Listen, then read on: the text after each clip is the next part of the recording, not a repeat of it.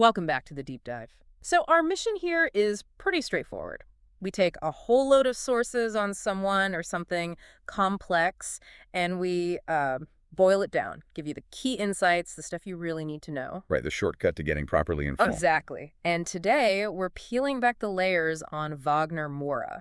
An actor, yes, but also, well, a real intellectual force, wouldn't you say? Absolutely. I mean, when you really look at his body of work, you see it's not just performance. It's almost an intellectual project unfolding on screen. So that's our dive today, unpacking how he uses his craft. Precisely. How his intense preparation, his political choices, even the philosophical questions he tackles in his roles, how all that challenges power and sparks social conversations. In Brazil, sure, but globally too. And the sources we've looked at, they really highlight his range. I mean, obviously fluent in Portuguese, his native language. Of course. But then dedicating months to learn specific Spanish dialects for roles like Escobar, that's serious commitment. It really is. Yeah. And then you add in his activism in Brazil. He's very vocal on social justice. And the music, his band, Sua Mai. He writes the lyrics he sings. Right. It all connects. It shows that his work is deeply rooted in, well, rigorous thinking. Okay.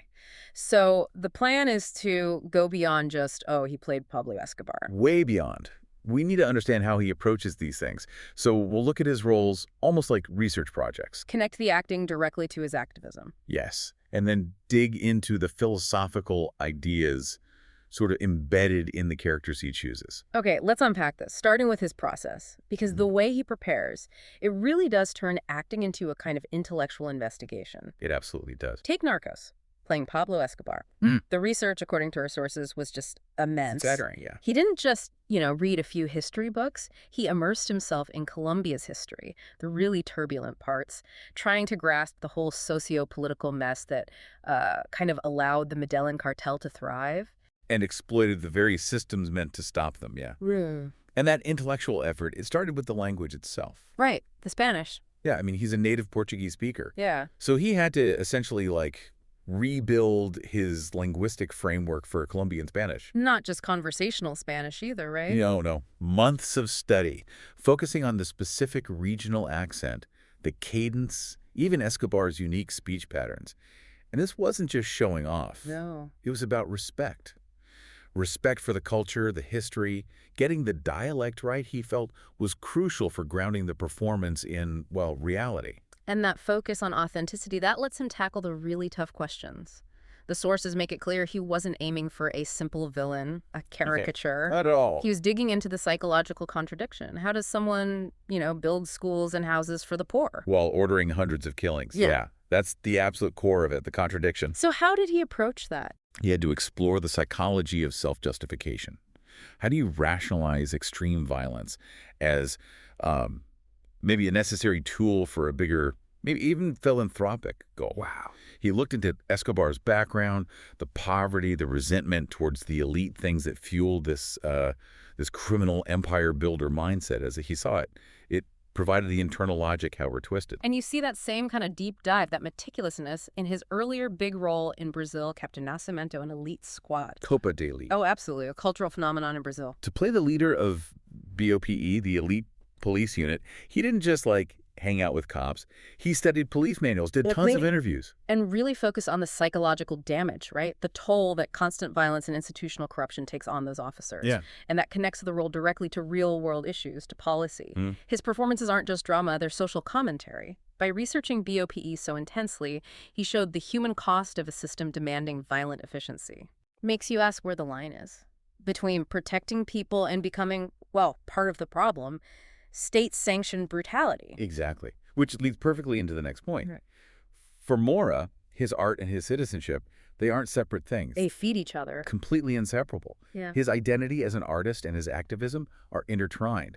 That's why his choices feel so potent. And you see it off screen too. He's very public, very vocal against political corruption back in Brazil. Constantly. Advocates for indigenous rights, supports LGBTQ plus communities. He uses his platform. He really does. And Tropa de Elite is maybe the prime example of that synergy.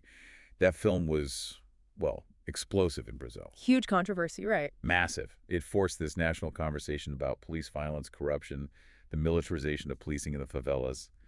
By playing Nascimento, a character right at the sharp end of that system, Moura made audiences confront really uncomfortable truths. So the film itself became a catalyst. A huge cultural moment, yeah. Yeah. It pushed real discussions about state failure.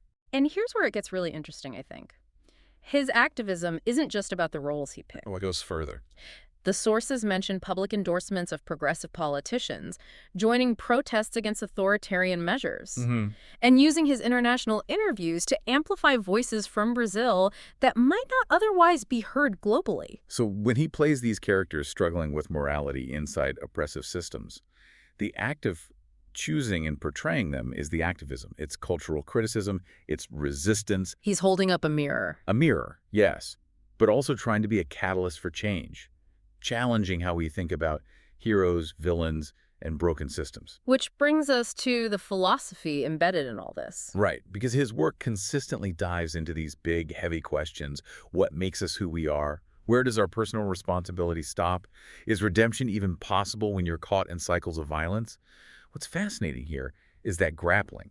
That really is the deep dive part, isn't it? It's more than just drama. It's exploring the human condition. Yeah. If we go back to Escobar and Narcos, the whole philosophical tension there is about that self-justification. Moura's performance forces you to accept that Escobar likely didn't see himself as purely evil. He saw himself maybe as a revolutionary, providing for people the state ignored. It's the ultimate twisted rationalization, but Moura makes you see how someone could arrive there. That complexity is what makes it so compelling. Absolutely.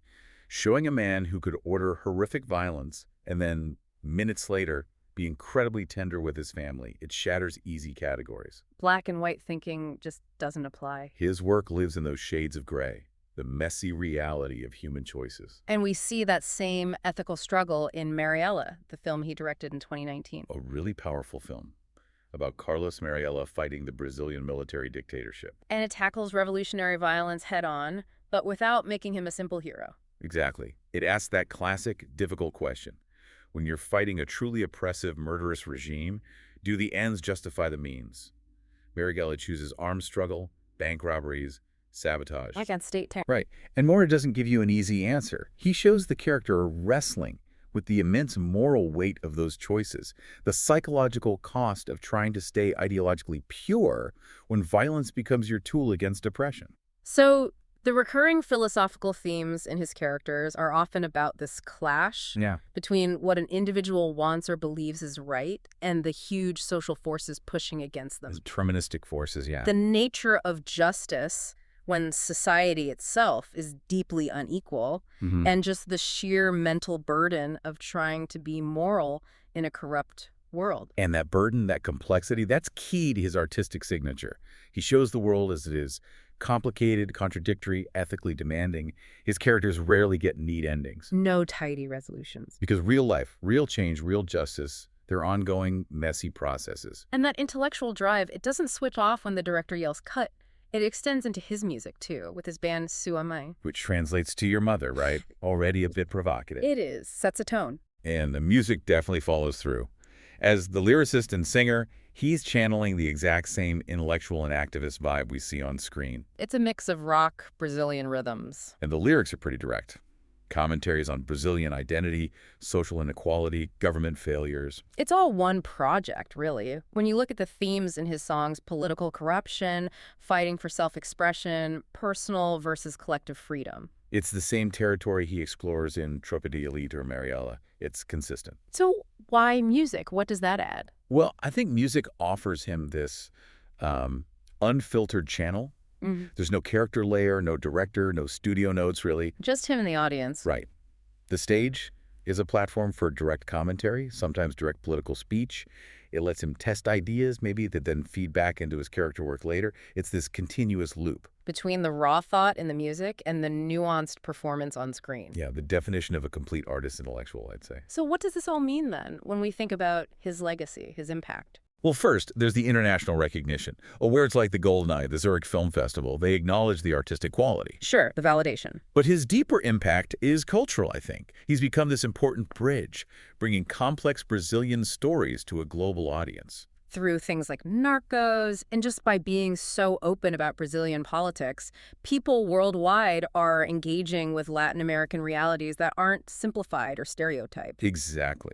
He forces a global audience to grapple with the nuances of power, corruption, resistance in a way they might not otherwise. So summing it up, Wagner Moura really embodies this intellectual pulse in modern performance. It's this rare combination of intense, almost academic research, passionate activism, and deep philosophical questioning. His legacy isn't just the awards, it's how he's redefined what a socially conscious artist can be. Someone using every platform they have to tackle the big, difficult questions of our time. Okay, so here's a final thought for you, the listener, to take away from our dive today. Since Moura's art and his activism are so deeply linked, consider this. When an artist like him makes you confront uncomfortable truths, maybe about state violence or systemic corruption, or difficult ethical compromises, are you just watching entertainment? Or perhaps, are you participating in a small act of resistance just by paying attention? Something to think about.